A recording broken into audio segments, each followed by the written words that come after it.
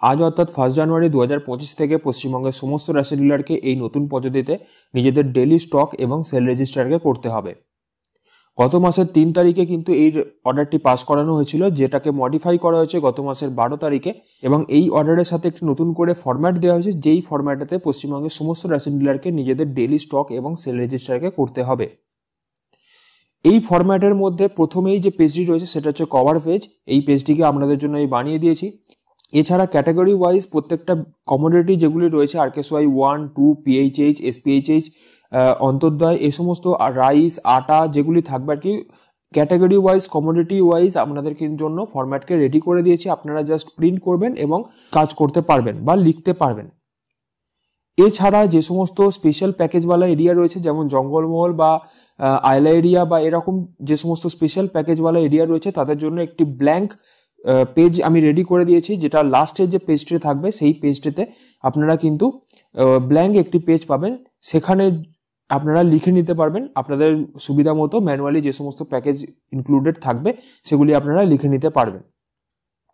Description বক্সে link পেয়ে যাবেন, সেই লিঙ্কেতে ক্লিক করলে আপনারা পিডিএফটিকে সম্পূর্ণভাবে ডাউনলোড করে নিতে পারবেন, এবং আপনাদের যদি নিজস্ব প্রিন্টার থাকে বা আপনাদের সামনাসামনি যদি সাইবার ক্যাফে দোকান থাকে সেখান থেকে প্রিন্ট করিয়ে নিয়ে আপনাদের ডেইলি স্টক এবং সেল রেজিস্টারকে করতে পারবেন।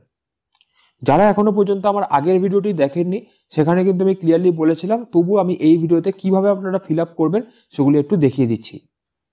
প্রথমেই আমরা ওই ফরম্যাট থেকে একটি পেজকে তুলে নিয়েছি। এখানে ওপরের দিকে দেখতেই পাচ্ছেন daily stock and sale register for rice, অর্থাৎ চালের জন্য, এবং নিচের দিকে ক্যাটাগরিতে অন্তর্দয় লেখা রয়েছে, অর্থাৎ অন্তর্দয় ক্যাটাগরি চালের জন্য এই রেজিস্টারটিকে আমাদের করতে হবে। যেখানে মান্থের জায়গাটি কিন্তু ব্ল্যাঙ্ক রয়েছে, এটাকে ম্যানুয়ালি আপনারা ফিল আপ করবেন, এবং ইয়ার তো 2025 অবশ্যই।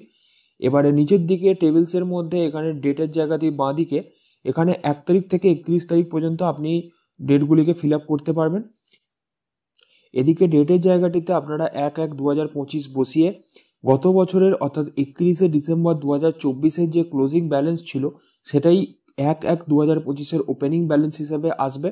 কুইন্টাল, কেজি, গ্রাম এখানে ডিভিশন করাই আছে, আপনারা সেই রকমভাবে দেখে দেখে বসিয়ে নেবেন। ওই দিনেতে অর্থাৎ 1/1/2025-এ যদি কোনো রকম স্টক রিসিভ হয়ে থাকে আপনার ইপস মেশিনে, তাহলে এখানে আপনি কুইন্টাল, কেজি, গ্রাম হিসেবে বসিয়ে নেবেন।